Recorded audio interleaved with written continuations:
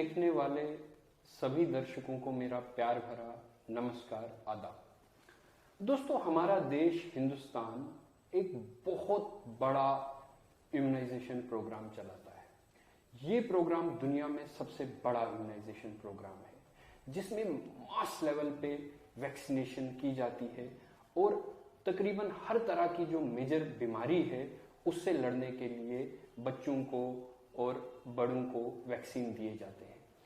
इसी सिलसिले में आज हमारे साथ बात करने के लिए स्टूडियो में मौजूद हैं डॉक्टर घनश्याम सैनी सर, जो कि प्रोफेसर और हेड हैं department of paediatrics SMGS Jammu से। आज हम इनसे जानना चाहेंगे कि हमारा इतना बड़ा वैक्सीनेशन प्रोग्राम चलता कैसे है और हाल के दिनों में जो कोविड के वैक्सीन के बारे में हम सुन रहे हैं वो किस स्टेज पर है। तो डॉक्टर साहब, सबसे पहले आपका बहुत बहुत स्वागत है हमारे प्रोग्राम। धन्यवाद।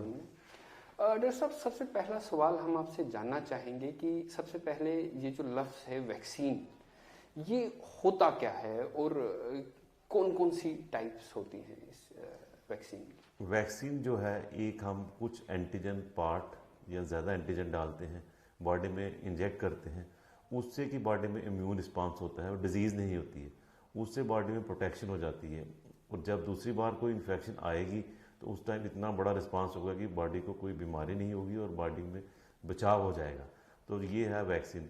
तो वैक्सीन हमारा जो है डिफरेंट टाइप जो है, एक तो ये है कि हमारा एक लाइव वैक्सीन, लाइव अटेन्यूएटेड बोलते हैं, जैसे कि वैक्सीन जो बैक्टीरिया या वायरस लाइव होता है पर वो अंदर डिजीज़ नहीं पैदा करता, उनको इनएक्टिवेट कर दिया जाता है, लाइव अटेन्यूएट कर दिया जाता है।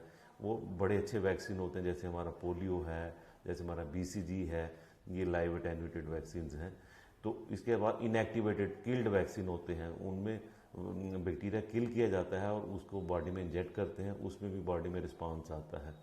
तीसरे टाइप के वैक्सीन सब यूनिट हैं, रिकॉम्बिनेंट वैक्सीन हैं, जैसे हमारा हेपेटाइटिस B है जो मास स्केल पे प्रोड्यूस होता है, जैसे हिब है, निमोकोकल है, ये वाले वैक्सीन जो है ये सब यूनिट वैक्सीन हैं। तो ये सारे वैक्सीन हम अपने इम्यूनाइजेशन प्रोग्राम में यूज़ कर रहे हैं। मतलब ये है कि हम बैक्टीरिया को कुछ वैक्सीन में उसको लाइव ही इंजेक्ट किया जाता है, कुछ में उसको किल करके, ताकि हमारा जो इम्यून सिस्टम है वो रिएक्ट करे और आगे जब उस बीमारी से हम दो चार हों तो तब हमारा इम्यून सिस्टम उसको फाइट करे। सर, ऐसी दवा बनाने के लिए, एक ऐसा वैक्सीन बनाने के लिए बहुत ज़्यादा ट्रायल्स की ज़रूरत होगी, काफ़ी स्टेजेस से ये गुजरता होगा, तो उस बारे में हम चाहेंगे कि आप थोड़ी सी जानकारी हमें दें। ये काफ़ी एलेबोरेट प्रोसेस होता है। पहले तो हमें इनसे ICMR से, DCGI वगैरह से इनको हमें पहले उनसे लेनी पड़ती हैं, परमिशंस लेनी पड़ती हैं। फिर ट्रायल्स होते हैं, जैसे फेज़ 1 आपने सुना होगा, phase 2 trial, phase 3 trial. Phase 1 में स्मॉल ग्रुप ऑफ पीपल होते हैं, छोटे से लोग, उनमें वैक्सीन इंजेक्ट करते हैं। हम देखते हैं कि इमरजेंसी कितनी है, यानी कि उसमें कितना इम्यून रिस्पांस आता है और सेफ्टी कितनी है। उसके बाद जब फेज़ 1 ख़त्म हो जाता है, अगर सेफ ठीक हो जाता है सक्सेसफुली, फिर हम फेज़ 2 में चले जाते हैं। फेज़ 2 में नंबर बढ़ जाता है और सेम ही तरीके से इंजेक्ट करते हैं। जब फेज़ 3 ट्रायल होता है उसमें हम रैंडमाइज करते हैं, सभी को नहीं वैक्सीन दें, किसी को प्लेसिबो भी देते हैं। फिर उसके बाद लार्ज ग्रुप में होता है और जब फेज़ 3 खत्म हो जाता है तो वैक्सीन जो मार्केट में आने के बाद जब अगर रिकमेंडेशंस होती हैं तो फिर उसके बाद वो वैक्सीन रेडी हो जाती है। तो इसमें बहुत ज़्यादा टाइम भी लगता होगा? इसे बहुत ज़्यादा टाइम लगता है, काफ़ी टाइम कंज्यूमिंग है, क्योंकि हमें सेफ्टी भी देखनी है, इम्यूनोजेनिसिटी भी देखनी है, सेफ्टी भी देखनी है, लॉजिस्टिक भी देखनी है, तो उसमें टाइम लगता है। कोविड के हवाले से डॉक्टर साहब, आजकल हर जगह मीडिया में हम बहुत सारी चीज़ें सुन रहे हैं और डिफरेंट स्टेजेस पर हमें कहीं वैक्सीन मिलते हैं और रिसेंटली ब्रिटेन ने एक वैक्सीन को मंजूरी भी दे दी। तो हम आपसे जानना चाहेंगे सर कि कोविड का जो वैक्सीन है ये एक्चुअल में किस स्टेज पर है? एक्चुअली ये जो, जैसे आपने ठीक फरमाया कि UK में उन्होंने दे दी है, फाइजर बायोनटेक करके, वो उन्होंने परमिशन दे दी है, वो वैक्सीन रेडी है, वो मार्केट में आने के लिए रेडी है और वो यूज़ हो जाएगा। इंडिया भी पीछे नहीं, लैग नहीं कर रहा है। हमारे 5 कंपनीज जो हैं वैक्सीन के साथ लगी हुई हैं, जैसे भारत बायोटेक कोवाशील्ड, ये कोवैक्सीन बना रहा है, फेज़ 3 ट्रायल चल रहे हैं, अक्सर हमारे 2 और 3 में चल रहा है। सीरम इंस्टीट्यूट जो है वो उनके साथ ऑक्सफोर्ड एस्ट्रा जेनेक के साथ कोलैबोरेशन करके वो फेज़ 3 ट्रायल ऑलमोस्ट कंप्लीशन पे है। तो कुछ ही देर में विद इन मंथ और सो ये आ जाएगा। उसके बाद एक और डॉक्टर रेड्डी है जो स्पुतनिक रशिया वाली कंपनी उनके साथ कर रहा है, और एक कंपनी बायोलॉजिकल ये सारे कहीं फेज़ 2 है, कहीं फेज़ 3 है, और जल्दी ही हम भी मुझे उम्मीद है कि हम भी जल्दी ही वैक्सीन को तैयार कर लेंगे। डॉक्टर साहब, क्या ये पहली बार होगा कि इतना जल्दी, जैसा कि हम डिस्कस कर रहे थे कि इसमें काफ़ी टाइम भी लगता है, लेकिन यहाँ हम देख रहे हैं कि 1 साल के अंदर इतने किस्म के वैक्सीन तैयार हो रहे हैं, तो किस तरीके से ये बड़ा इतना जल्दी कमेंडेबल चीज़ है जो इतना शॉर्ट टाइम में इतने मेहनत करके ये वैक्सीन आ रहा है। नहीं तो नॉर्मली ज़्यादा टाइम लगता है, बट काफ़ी seeing the fertility of the disease, काफ़ी ज़्यादा एक घातक बीमारी है, तो पूरे वर्ल्ड जो है उसका पूरा लॉकडाउन में चला गया है, उसको उबरने के लिए एक वैक्सीन ही एक ऐसी चीज़ है जिससे कि हम उबर सकते हैं। पर यहाँ मैं एक बार एम्फेसाइज करूँगा कि लोगों को अपना ध्यान अभी भी रखना है, मास्क डालना है, और जैसे कि 2 गज़ की दूरी और मास्क बहुत ज़रूरी है। अपना ध्यान रखें जब तक वैक्सीन आता है। वैक्सीन भी का बावजूद भी हमें अपने आप को प्रोटेक्ट करना है।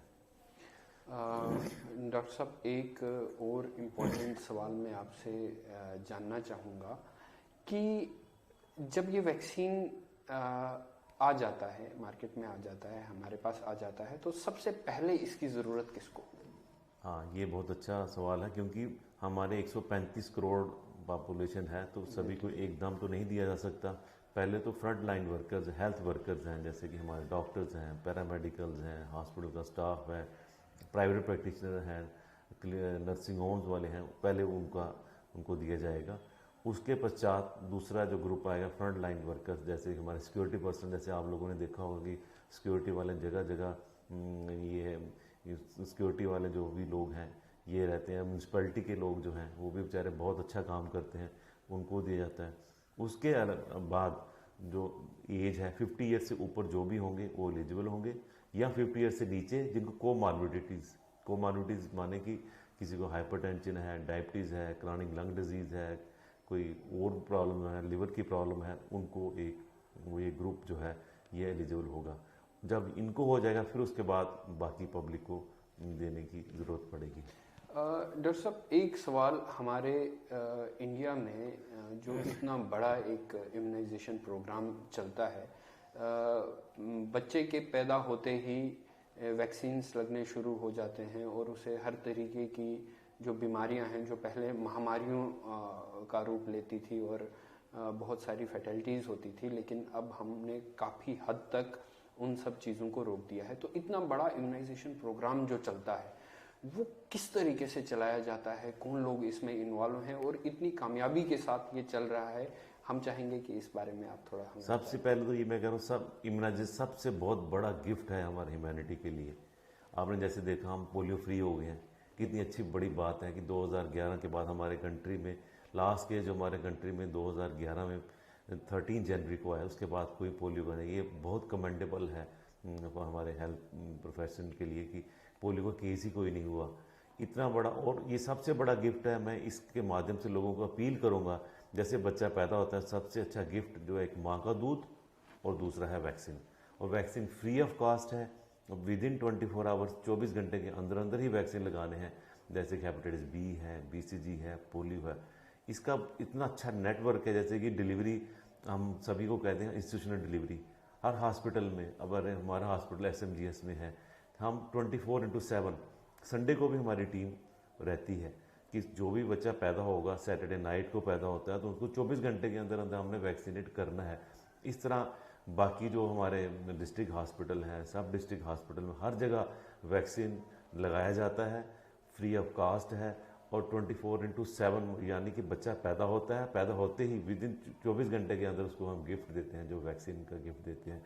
इतना बड़ा नेटवर्क जो है हमारी इम्यूनाइजेशन, ये हमारे डिपार्टमेंट हैं, उसके बाद उनके पास आगे वर्कर्स हैं, जैसे कि डॉक्टर्स हैं, पैरामेडिक्स हैं, और हमारे वैक्सीनेटर्स हैं। ये ऑल ओवर हमारे कंट्री में हमारा पूरा नेटवर्क है, और इसको देने के लिए हमें कोल्ड चेन मेंटेन करनी पड़ती है। जी एग्जैक्टली। कोल्ड चेन में जैसे कि हमारे कोल्ड रूम्स हैं, ILRs हैं, फिर कैरिंग बॉक्सेस हैं, मतलब up to the last point तक हमारे इसकी वैक्सीन की जो है इसकी जो हम एफिकेसी रखने के लिए कोल्ड पॉइंट मेंटेन रखते हैं। जैसे सबसे बड़ा एग्जाम्पल अभी आप देखोगे पल्स पोलियो इम्यूनाइजेशन, उसमें आप देखते हैं एक तो ये नेशनल इम्यूनाइजेशन डेज हैं, एक तो हमारा फेस्टिवल है।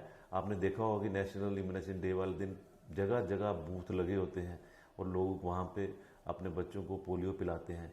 इसी तरह इसी ही एनालॉजी पे हम चलेंगे और अपने पूरे अपने जो भी हमारी पॉपुलेशन है उनको भी हम कोविड से भी मुक्त करवा देंगे। पब्लिक को ये मैं मैसेज देता हूँ कि इम्यूनाइजेशन जो है हमारी जो इम्यूनाइजेशन गवर्नमेंट ऑफ इंडिया से फ्री ऑफ कास्ट है, सभी इसका भरपूर फ़ायदा लें। कोई भी बच्चा लेफ्ट आउट नहीं होना चाहिए। It should be 100% so that कि हमारे जो वैक्सीन प्रिवेंटेबल डिजीज़ हम उनसे छुटकारा पा लें और कोई भी बच्चा हमारा ना अपाहिज हो, ना कोई बीमारी हो और कंट्री की जो इकानमी है उससे इम्प्रूव हो, फैमिली की इकानमी इम्प्रूव होगी। जब फैमिली की इकानमी इम्प्रूव होगी, सोसाइटी की इकानमी इम्प्रूव होगी और कंट्री हमारा प्रोग्रेस करेगा। मैं फिर आपको ये पब्लिक को रिक्वेस्ट करूँगा कि सभी हर जगह हर कोने में बच्चों को वैक्सीन करवाएं और ज़रूर कराएं, टाइमली करवाएं। तो ये फ्री ऑफ कास्ट है। गवर्नमेंट की जो वैक्सीन है इसकी जो है क्वालिटी सबसे बढ़िया है। डॉक्टर साहब, आप हमारे प्रोग्राम में आए और आपने हमें इतनी अच्छी जानकारी दी, इसके लिए आपका बहुत बहुत शुक्रिया। सुकून के इस एपिसोड में आज इतना ही। अगले एपिसोड में आपसे फिर मुलाकात होगी। तब तक के लिए नमस्कार।